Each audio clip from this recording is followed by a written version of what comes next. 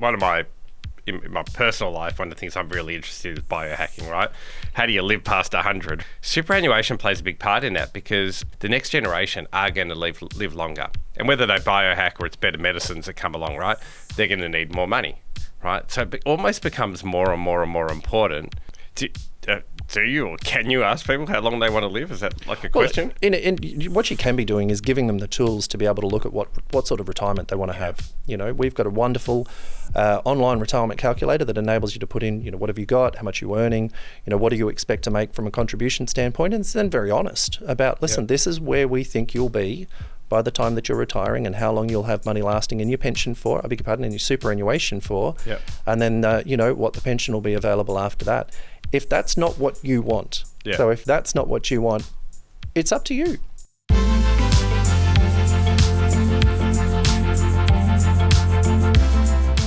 Welcome to the Make Tomorrow podcast, where we venture into the heart of innovation and technology. I'm your host, Tristan Sternson, the global co-lead of our NCS Next business. We're going to invite on some very exciting guests onto this show who are going to talk about their Make Tomorrow and how technology and innovation are shaping the world. Welcome back to the Make Tomorrow podcast. Today's topic is Make Tomorrow Inclusive. We have the privilege of speaking with Brendan Donoghue, an expert in the realm of digital customer experience. As the head of digital and customer experience at UniSuper, Brendan has been instrumental in catapulting the traditional superannuation service into the digital forefront with a $125 billion fund dedicated to the higher education sector. Under his leadership, UniSuper has not only embraced digital transformation, but has set the new benchmark for the industry with its user-centric mobile application, making tomorrow inclusive for all. So welcome to the show, Brendan. Thank you very much for having me. So I have to start with superannuation and technology. It's real fascinating how that comes together. Tell us a little bit about how superannuation and how digital technology is important in the superannuation industry.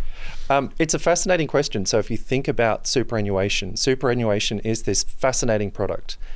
All working Australians or most working Australians have to have a super fund. So an opportunity for us as a fund to connect with Australians is almost untouched. But the engagement is really, really low. And it's really low because people traditionally cannot empathise with their future selves. So they get a super fund early on in their career. They don't think about it too much. They might get a couple as they're actually moving around and changing employers. They get to 55 and they think, when can I retire? Can I retire in 6 months? Can I retire in 6 years? How long is it? They log in and check their superannuation and their first response is, that's not enough. How do I get more? How do I have more for retirement? So when we think about the promise of technology, the opportunity of technology, it's the opportunity to engage earlier, to engage often, to actually enable people to make those decisions that are going to let them have that retirement that they really deserve as a result of their long working life. So I'm seeing that TV ad in my head right now where you've got the same person and they've got the two different superannuation funds and it keeps adding up and one person gets to $1 million and one gets to $100,000. So effectively what you're saying is taking control earlier with digital technology is the way to manage your future retirement better. If you're engaged with your superannuation and you're looking at, are you making the right level of contributions? Are you invested in the right option that's appropriate for your age and your risk tolerance? The opportunity for you to then get that retirement outcome, you're significantly improving the chance of living that better retirement outcome. If you think about one of the best benefits of superannuation is effectively compound interest. It's the ability to have your investment earning a return year after year and then that money that you're earning on the return, that money earns and it compounds and compounds. So if you're engaging with superannuation early on in your career, that compound interest is what gives you that greater outcome at retirement, as opposed to trying to fill it up really quickly right at the end. Yeah, so then technology is, I can see it now, how it's critical because you've got to engage with all different ages, demographic sectors. I mean, every Australian has to have a super fund from the first day you work, effectively. Yep. And technologies, we have a really hard time in superannuation when you think about engagement, because like I'd said, so we've got this low engagement with younger people, but then from a technology standpoint or a digital standpoint, my most digitally engaged cohort of members is actually my members 65 and over. Yeah, right. So those are the people they're logging in every single day because this is their balance that they're spending in retirement. So they're checking every single day, how much money have I got today? How much money have I got tomorrow? So I have to be trying to create experiences which actually work for them, that are accessible, that are usable, predictable. They're not the TikTok and Snapchat generation. So we also then Well, that's not true. I've got a 73-year-old father who's on Snapchat with my 12-year-old daughter. But yeah, I think it generalised. Yep. But what a perfect example of, you can't just put people into groups based on age. You've really got to be looking at the individual. So when we're creating those experiences, we're thinking about how do we make it easy for them, and then how do we also make it engaging for our younger members. And that's the kind of, I'm trying to walk both sides of the road every time we're doing something, because early engagement is critical to a great outcome, but fantastic services later on in life, that lets people do more. You don't have to be waiting for your statement to come in the post anymore like it used to. Every 6 months, every 12 months, waiting to find out how much money you've got. You can find out each day. You can find out each day no matter where you are in the world. Yeah, because it's not very, it can be, but it's not very transactional. So it's not like it's my share trading account. And I should say my super account and my normal share trading account are in the same application with someone else. It's a self-managed one, but I can actually transact, right, and see through. But for most people, you don't actually do that. So it's like logging in to see what you're going to have when you're 65 plus. It's obviously not as appealing for a 9-month-year-old person who's just started their first job at McDonald's, right? But it is. But that's an important time to start because that compounding interest is going to be quite useful. It's a really challenging thing that we face into in the industry, which is, how do you let someone empathise with their future self, and how do you enable them to make a decision to have a sacrifice today for a greater outcome longer term? I think as an industry, it's something we really struggle with, and we think about, you see this in some of the ads. If you engage today, you'll have more money in retirement, and that's great. Or, the alternate, if you don't engage today, then you won't have any money and will have lost retirement. And you see these in some of those ads about, rediscovering what retirement was at a museum. We think there's actually a third way though, and there's really a way around engaging with people on values and letting them invest in things that align with their values, that have meaning for them. There's an altruistic benefit associated with engaging around superannuation and feeling like, okay, we have options that if you're interested in sustainable options, you can be invested in those. If you're interested in, different sorts of things, there's different sorts of options. So from a digital standpoint, I think my job's really about giving people the options and letting them make the decision that's really best for them. But I've got to be connecting with them. There's only a couple of moments that an individual really thinks about superannuation. How do I, connect with them at that moment and let them make the right decision? It's actually really a lot more complex than I would have naturally have thought it years ago, right? So I could think back to my first job where I would have been given a superannuation fund. It's like, you can take this or you can go here, right? And it would have typically been an industry one connected to the job that you're working with, right? But everyone's so different now. There are sustainable funds. I'm an investor in impact investment, just funds that purely invest in impact investments, right? There are funds that do everything. So you've got to take that dimension in. You've got to take age and demographic in, risk portfolio. There's so many different elements to what's happened. So has that changed over the last sort of 10, 15 years? Is that something that, and will it change again? Like you're looking at real personalisation, I guess, to some extent. I think probably to answer your question, I don't get involved in the way in which we structure the fund. It's way outside of my pay cycle when we're thinking about the types of investment options, the risk profiles that we carry as a fund. My job is to take what we have and give it to our members and enable them to make the decisions they want. But you asked a question about personalisation, and it really comes back to, if we think about, say, 5 or even 10 years ago, the way in which you engaged with entertainment. So you went to the Blockbuster, you went to wherever you got your film, you went home, the way in which you engaged with music, you had your collection, you might have a mixed CD in the car, you might have something else. Now we have a different Netflix homepage. We've got a different Spotify daily playlist. So when we think about personalisation at UniSuper, one of the terms we keep using is the Netflix of retirement. And what that means is, we don't want to be streaming you videos in retirement, right? But Netflix understands you at a level that enables deep personalisation. And so when we think about where do we want to be, it's actually getting to that point. It's that deep personalisation. It's offering you advice or engaging with you at the moments that really matter for you. It's prompting you if you want to make a decision. Yep. You've gone through a change of life, you've had children, you've done something else. Do you want to take advantage of looking at your beneficiaries, changing the investment options, changing your insurance options? For us, that's the dream. And in fact, that's what we're increasingly seeing our members expect. They have this rich personalisation experience everywhere else. When they compare us, they're not just thinking about other super funds, they're thinking about all the other digital experiences that they have. And they kind of look at us and they're like, okay, super industry, what are you doing? How are you stepping up?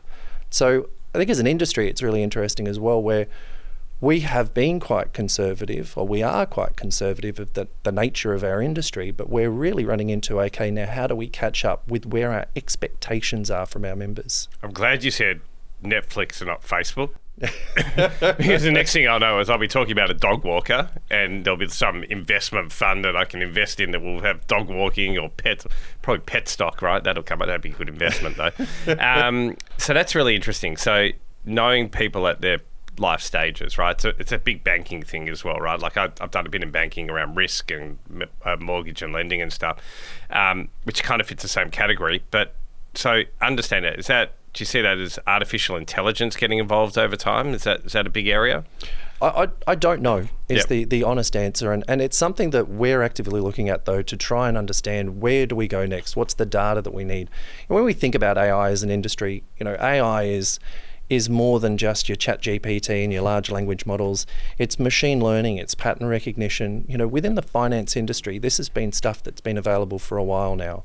When I was back at the National Australia Bank, you had the ability to determine whether or not an individual was going to get into trouble with their mortgage based on the sort of things that you were seeing come into their transaction listing. You could proactively contact a customer there and say, hey, do you actually want to look at moving to an interest-only option just for a little bit of time until you get back on your feet? And you'd often prompt people who'd say, oh, I didn't think you'd know, or I didn't, I'd love the option, thank you so much. If you didn't call, then they get into trouble. So when we think about that within superannuation, there's huge opportunity for us to be delivering a more personalised and a richer experience around, at particular ages, at particular stages in your life, you're more likely to have done other things. So let's use that information to deliver you the right prompts or nudges to say, hey, yeah, you know what, I have actually just gotten married. I have actually just had a child. I've just done these things. Let's do that. Let's change this because that sets me up more successfully in the future. And does that need partnerships on the data side as well? Because obviously people aren't engaging enough to tell you, okay, I just got married. Tell all your different suppliers, providers of different services. So you need to source data from somewhere. That'd be the starting point. I know I'll precate a little bit. When we did some work with, I think it was ANZ or NAB a while ago, we'll look at credit scoring, looking across people's social platforms. Because you could tell from social platforms, if they allowed you to connect, obviously they have to give you permission, that they just got married or they just got a new dog or a new house or something like that. So how would you do that? How would you understand their life stages? I have a fantastic leader that talks about data as the oil of the 21st century. And I don't think it means it's something that we'll be trying to walk away from in 100 years, but really is the opportunity for a driver of incredible growth. And, that's the promise of open banking and open superannuation. So the federal government's looking at how do we actually enable financial institutions to have a proper framework so they can share that information, and where people want to be sharing that information to get more personal advice, to get more relevant information, we'd love to service them. But it's very much in its infancy, and as an industry, as a financial services industry, we're still working out exactly how are we going to do that in Australia. So it's all about the data. You're 100% right. It's all about the data. What's really interesting, though, is, how do we protect members? How do we make sure the information that is being shared is what they want to be shared? How do we make sure the information is stored, it's secure? These are things that you're not rushing into these things because you've got to walk really slowly so that you make sure we're acting in their best interest at all times, but we're also keeping them safe. Yeah. That's our most important thing when we think about everything we do digitally depends on the members trusting what we're doing. And the moment you have something that goes wrong, a data breach or a lack of trust, a loss of trust for some reason, it's going to be really hard to win that back. They're going to go back to using paper. They're going to go back to calling the call centre. We're going to have a long time to repair that relationship. I think so, particularly in your industry as well, where you look at it as it's something you're not going to touch for a long time, right? So people will be worried about, well, where's my, like, you can't just go to the bank and withdraw your superannuation, right? You've got to have it somewhere that's trusted. We did a whole pod last week on cyber security. We talked about the different industries, and we did this one in Singapore, so it's a little bit different on their pension scheme.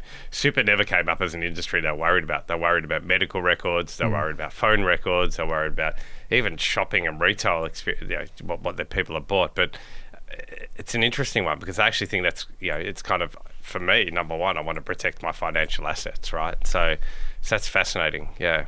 I want to get into in our pre-conversation, we were talking about accessibility, right? And we've mentioned two customer cohorts already, right? We've mentioned young people, we've mentioned people nearing retirement, right? But what most people don't realise when they're building digital technology is how important the accessibility part of it is, because there are so many different cohorts that we just don't think about. So how do you go about thinking about accessibility, firstly, when you're going through the app? And what are some of the different cohorts that you've really needed to take care of that other superannuation companies might not have thought about? I actually learnt this message really early on in my career. I had rolled out an update to Bill at a telco that I was working at, and it was really beautiful. It was beautifully designed. I'd had this very elegant blue background and white text, and I'd gotten Vision Australia to sign off on it, and it was perfect, and people could read it. So if you had perfect eyesight, you could read it. If you wore glasses, you could read it, not a problem. But I very quickly realised there wasn't two cohorts of members, there was actually three. So you had those with perfect vision, those who wore glasses, and those who needed glasses but wouldn't acknowledge that. And sure enough, they were the members who called up and complained. And so I learned very quickly that when you're doing this work, accessibility cannot be an add-on at the end. It has to be baked in right from the start. So when we were thinking about our mobile app, we were really focused on who's going to be using the mobile app, what are the types of features and functions we want to be building, and doing that research up front so that by the time we got to build, we were actually crystal clear on the types of experiences we want to deliver, the compliance, the screen readers we wanted to be using, the accessibility standards we want to be hitting. So as we were building, we had the opportunity, we just held that up. Is this compliant? Is it not compliant? How are we performing? And so we could adjust and we could refine. When you get into those situations where you build something and then you get to the end and you go, it's not compliant, hang on a second, how do we fix this? All of a sudden you're having discussions about, are you happy to accept the risk that something's not compliant, as opposed to, this is actually, we're going to fix this very quickly because it's baked in right from the start. Yeah. I don't think people realise how much that actually costs them later as well, because we always talk about how you lose customers because of your application isn't accessible enough, or it doesn't, if you can't read large fonts, it doesn't come up, or even how you display it. We did some stuff with Public Transport Victoria, and it was amazing to think how you displayed where the data was versus just the size and the colour and all that sort of stuff was pretty amazing. And I've had a similar experience building something where we took every single cohort into consideration. This is before we used Vision Australia to do our audits on it. We forgot about colourblind people. And all of a sudden you couldn't read it, and then someone gave me special glasses to put on and go, wow, can't see a thing, right? But but it's really important. I don't think people consider that. So people will leave the app because they can't use it as easily in different areas. So I think that's really important. Have you, what are some of the cohorts that have been really important from a superannuation? And I talk about that, not just accessibility as in, vision or hearing and stuff like that, but age as well. You've got two spectrums, right? You want to attract young people, you want to keep the older, closer to retirement people as well. And, probably people who don't speak English, and, we're a multicultural country. So what are some of the interesting ones? Well, it's really interesting. So thinking about, the different cohorts we've got, and there's a couple more we have as well, which we've looked to then address as we're moving on. So, we built an app, we've launched it in the Australian App Store, and, it's doing quite well.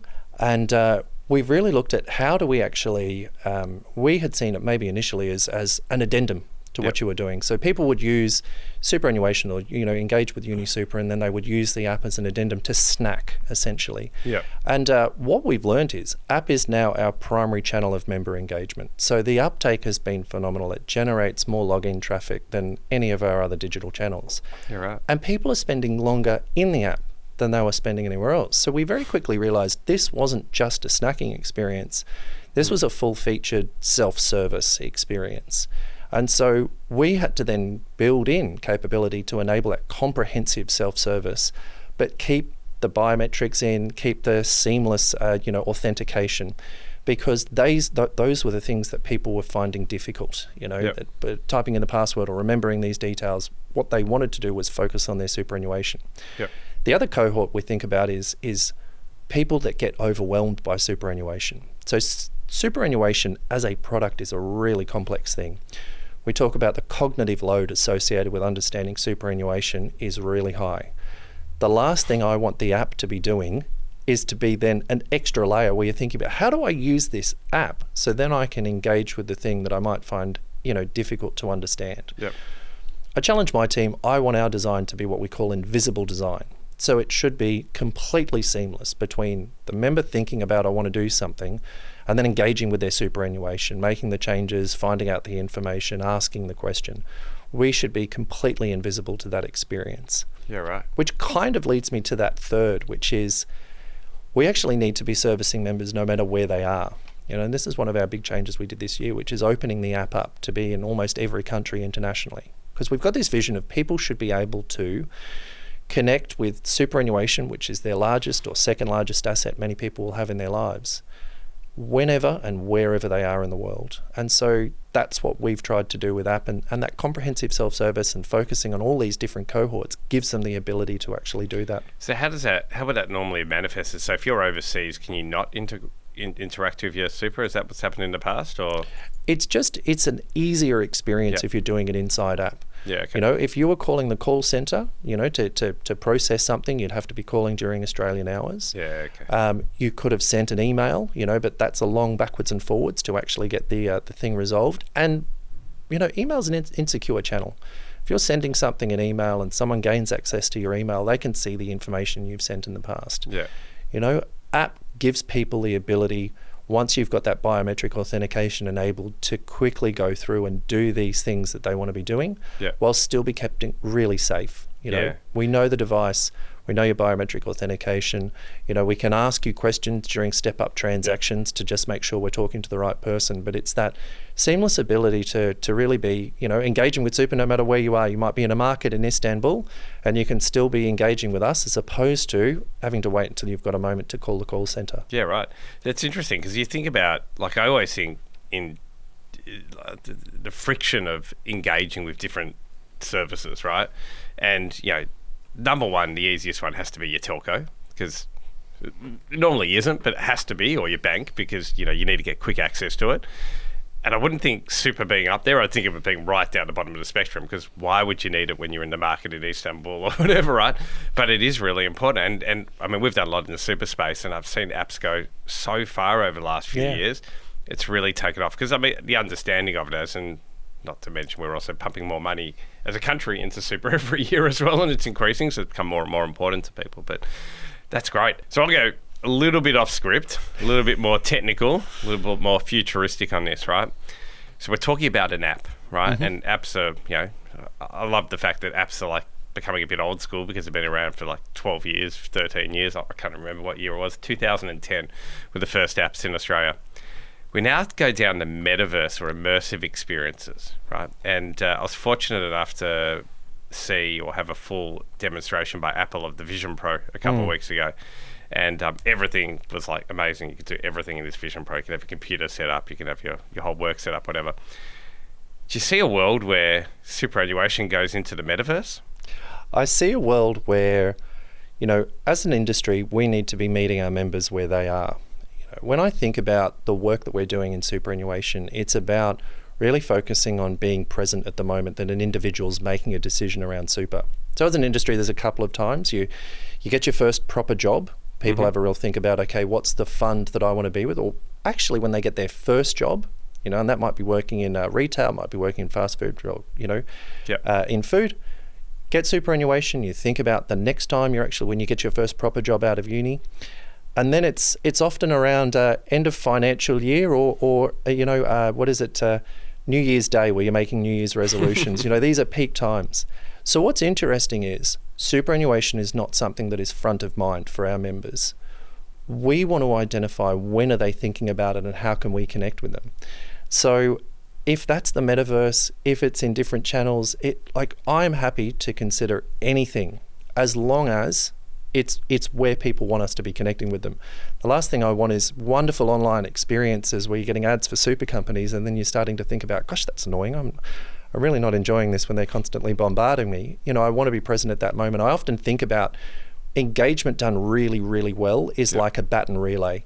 An individual puts out their hand for a piece of information and you seamlessly put it into their hand. Yeah. That's the sort of thing I'm aiming for when I think about online and digital engagement. Okay, so what I've got in my mind right now is the metaverse.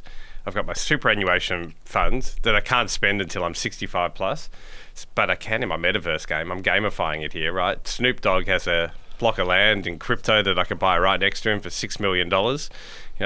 We could gamify it a little bit, and I was putting it as a bit of a joke there, but we've done some stuff with banks before. We've done from an educational perspective, and I think we remember the first one ever, which was a VR experience, which was trying to remember now, something in the koala that Commonwealth Bank brought out, and it was to teach kids financial literacy, right?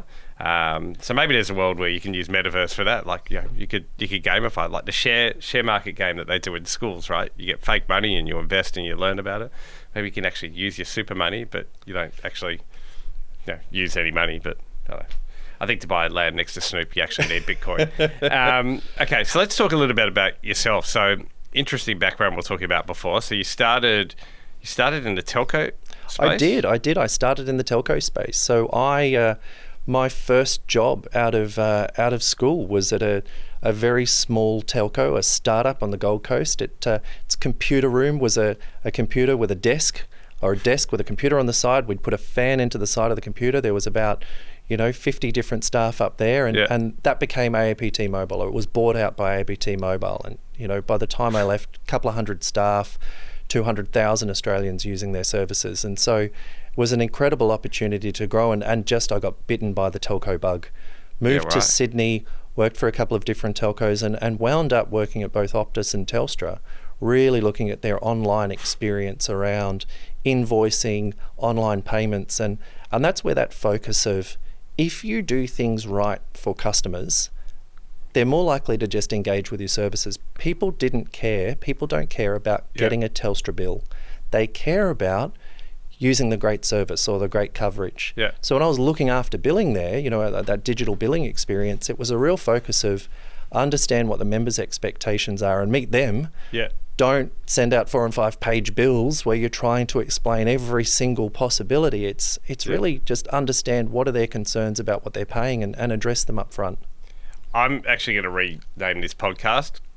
I'll tell you why in a second. It's going to be the Career Matchmaker podcast, because what you don't know about me, or maybe you do know this, but I started my career for Dodo Internet in a little computer room. There were 5 of us. Well, it was actually called KBS, became Dodo.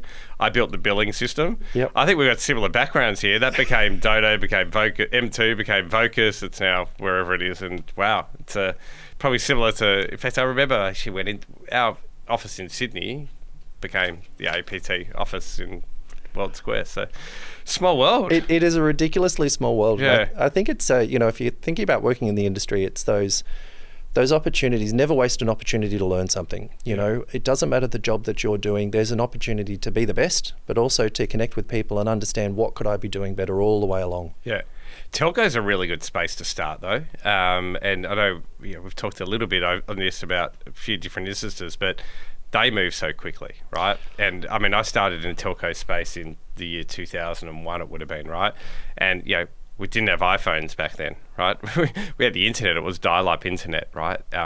My last company, Arc Group, which was Melbourne IT, my current company, which is now NCS, but they were Melbourne IT, which brought the internet to Australia in 1996. Yeah.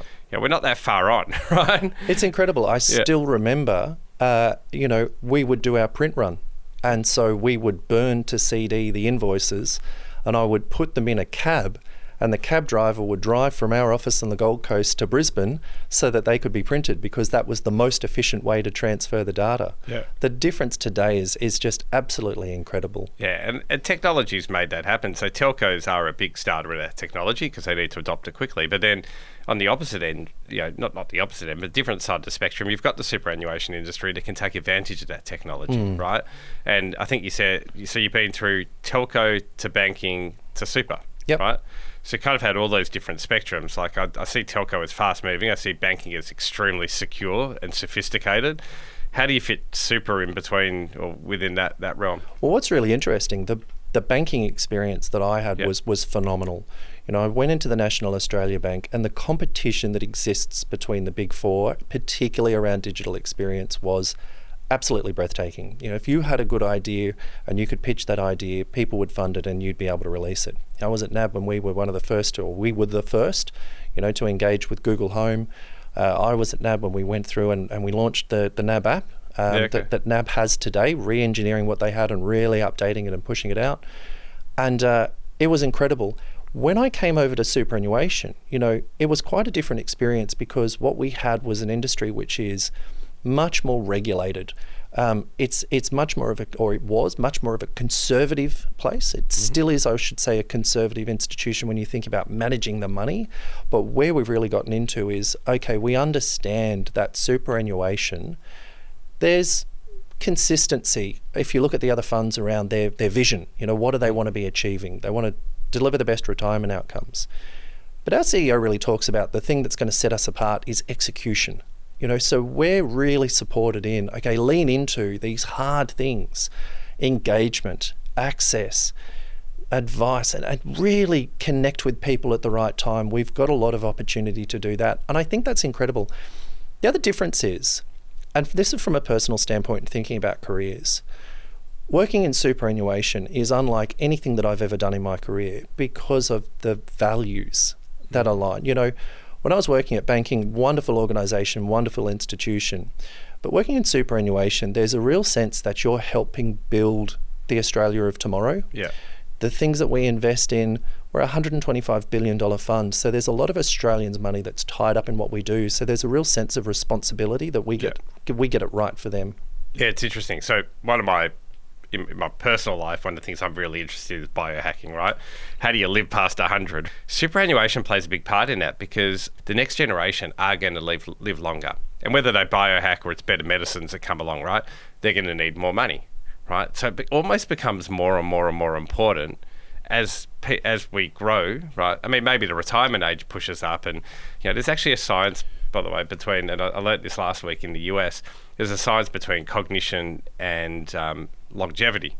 So like a longevity doctor will tell you, and there's a famous guy in Australia, Dr. Levin, he's 91 years old, still works 5 days a week, 3 as a practicing doctor, and 2 in research. And the more you work, the longer you live, right? So maybe that helps from a superannuation perspective. But if people retire at the current retirement age, but they live an extra 5-10 years because of medicines and stuff like that, this becomes super important, right? It really does. And it's why, like, early engagement and thinking about what you want to do and thinking about how long you want to live, it's so critical. You can't leave it until the very last minute and then hope for a kind of magic outcome. Yeah. We really focus on, how do we build the right tools to enable people to calculate what they want to be doing in retirement, and giving them counsel along the way. So if this is what you want to be doing, all right, these are the decisions, these are the actions you're going to have to take. And then enabling to say, okay, maybe I don't want to do that. Maybe I do definitely want to lean into that and make extra contributions or change my investment strategy to align. But it's also one of those things, you're right, it's constantly changing. So we're living longer, expectations are changing. That's on us as digital leaders within superannuation to be understanding what our members' expectations are and then rising to meet them. Yeah. And that's the challenge that we've all got within the industry about how do we do that and how do we do that effectively. do you or can you ask people how long they want to live? Is that like a question? What you can be doing is giving them the tools to be able to look at what sort of retirement they want to have. We've got a wonderful online retirement calculator that enables you to put in, what have you got, how much are you earning, what do you expect to make from a contribution standpoint, and it's then very honest about, listen, this is where we think you'll be by the time that you're retiring and how long you'll have money lasting in your pension for, in your superannuation for, and then, what the pension will be available after that. If that's not what you want, so if that's not what you want, it's up to you. You can make those changes. You can engage with an advisor and the advisor can tell you, listen, you could structure things differently, or you can make additional contributions. You can roll over, you can buy UniSuper and stop paying fees elsewhere. There's a lot of things that people can do as long as they're engaging early enough. Yeah. It's amazing. I mean, it's just kind of the impact level of it. And I love that.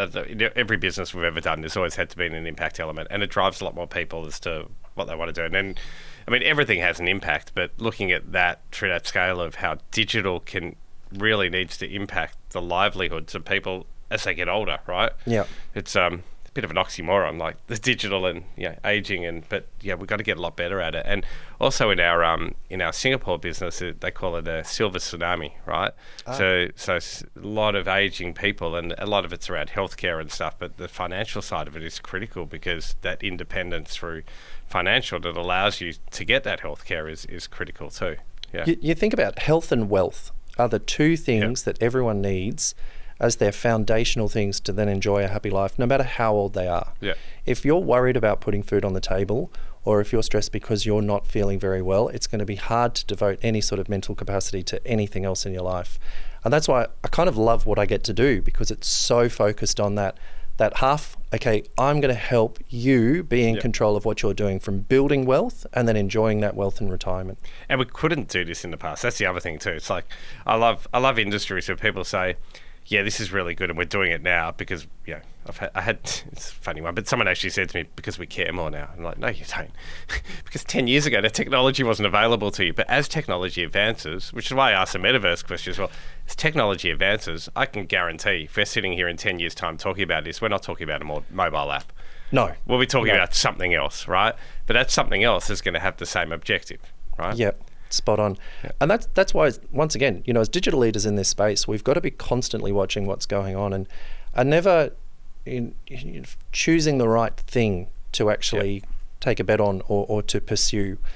But importantly, letting our members tell us, and not pushing too far into things where they're not present, but really waiting for them to say, hey, this is where I am. How can you come here and how can you help me? Yeah. I think what's interesting, and I pick it up from a conversation, one of the comments you made before, digital experience, so digital technology, customer experience, so the experience side of it, or the user journeys.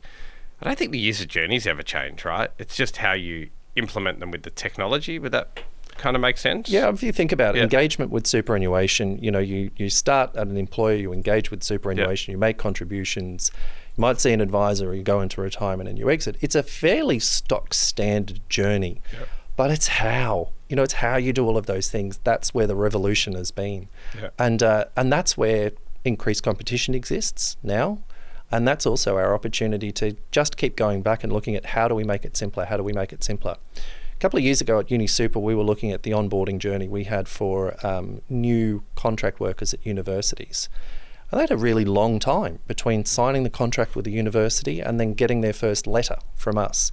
It was about 10 to 12 weeks. And so by the time they'd get the letter, their engagement was low. They'd already moved on and were thinking about other things in their career. And so we said, let's take this from 12 weeks and let's make it 90 seconds. Yeah, right. And so they now connect. Today, it's even quicker than 90 seconds. We've got it down to about 15. I want to get it to 3. Yep. But it's right down so that people can actually, in that moment where they've made a decision to join, bang, they join. They can then immediately interact with you. They can make those decisions. If you're waiting 10 weeks to send out a letter, that's not where people's expectations are. So we had to radically shift. But what I'd be amazed about is, what's it going to be in the next 10 years? What's that expectation where I had to join? Why didn't you already know? How do we get in front of that? And we're more competitive as well. You go into universities. My wife she teaches at La Trobe, right? So she's got a UniSuper account. Yep. But she's got one because she's at La Trobe. She's got an AusSuper account because she works at Cabrini as well, or did work at Cabrini. So at different places, she had different ones. But people get more selection as well up front now. You obviously still have the default you can choose, but will Telstra be offering a UniSuper, or will people come and say, I like this experience, I want to go and use, UniSuper because of that? Do you think it becomes more competitive that way? Well, if you think about, we opened as a fund 2 years ago, and that was in direct response to the government enabling choice and stapling, and us acknowledging, okay, well, the relationships we had previously, we need to open as a fund, and now we get about 50% of our members, through that channel. So there is increased competition within the industry, and we're happy to face into that because we think that we've got, I know I've got the best app. We're aiming for the best digital experience right across the board. And you think about those high returns and low fees, that's the value proposition for members. How do we actually just get in front of them at the right time and let them make the decision they want? Yeah. Is there anywhere else in the world that does this really well? I know all the different super and pension schemes are very different. Is there a country in the world that does this well? Are we the best at it? I mean, honestly, I could blow out the rest of this podcast just talking about all the different ways in which I find superannuation amazing elsewhere in the world. The way in which some countries use superannuation or that pension plan to help pay for housing, to help pay for healthcare, the way in which it's structured in other environments so that, it's just held in one location. I just love it. I'm a massive, massive superannuation nerd. I would have been the guy before we actually... Before this, if I'd bumped into you at a barbecue a couple of years ago, I would have been saying, have you combined your super? Have you done the right things? Getting a job at UniSuper and actually working in superannuation is a bit of a dream job for me. So I just, I love it. Yeah, good. It's good to have passion. I mean, it's important, particularly when you're trying to create experiences as well, because if you understand and you believe in it, it's not just this job came up, I'm going to take that and I can make a difference. It's actually having the passion to kind of go through and say, well, how does that actually impact? And this is an industry you really have to have an impact, right? It's like, I don't think, you mentioned the banking industry before. There are a lot of options, right? And it's more about the interest or whatever, or the best package that you can get and stuff like that. But this is one which is you're not going to touch for a very long time. You make a decision now that's wrong, it's going to impact you later. So what's next? So you got this app, it's launched, it's doing exceptionally well, it's a great app. What's next? Well, I talked about, that very clear vision we've got from our CEO on the Netflix of retirement. That's the light on the hill for me. Yeah. And if you want to be that, what you've got to actually have is you've got to have the ability to connect easier with everyone at all stages of life. You've got to have the capability to be able to connect with them when it's relevant. So, getting smarter at how we actually do that. And even then internally, continually challenging ourselves on, are we as efficient as we can be? Are we as fast as we can be? How do we look at the internal systems, the structures, the processes that we've got to make things even faster and even more seamless for our members, so that at those moments that matter, which is, joining or getting access to your money or making a change, that's happening for you either instantly or as fast as it can happen, and you're kept informed the entire way. Yep. So that for me, it's a really interesting one because there's a lot of external, how do we do more for our members? But then even looking at ourselves in the mirror and saying, okay, we need to now get better and better and better because that's what our competitors are doing. They're getting better and better and better, and that's what our members then expect. So if you're having a slow experience with one super fund, you might churn and go somewhere else. It's very hard to win them back. Your average tenure with a super fund is a lot higher than you'd get over at a telco or somewhere else, where you might switch a lot quicker. I've got to ask this. It's probably my last question on this, but it seems as though superannuation, because it's such an impactful, and it's like impact investing, right?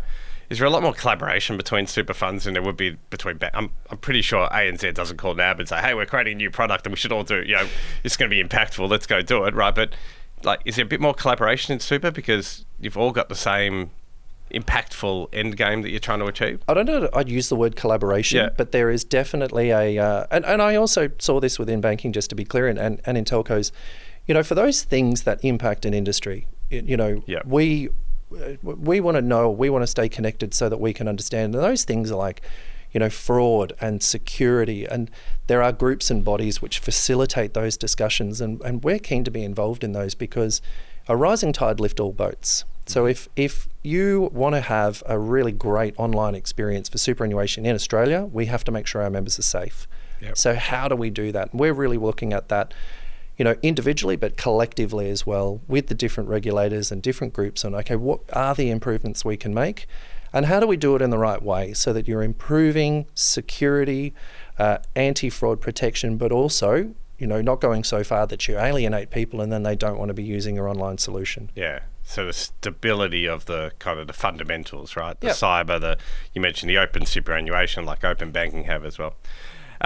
This has been an amazing conversation. I just remember back to a couple of years ago, we had one of our staff working for another superannuation company, and he ran a lunch and learn, and he was so passionate, and he sat down, he told all of our staff about why super was so important. And it was probably to this day the best attended lunch and learn, and I was like, wow. And yeah, it was really important, and I think people see that as well, and I think the experience behind it and the technology plays a key role in it as it moves forward. So thank you for coming on the pod. It's been a great conversation. I look forward to more conversations around this. Absolute pleasure, and thank you again for having me along. Great, thank you.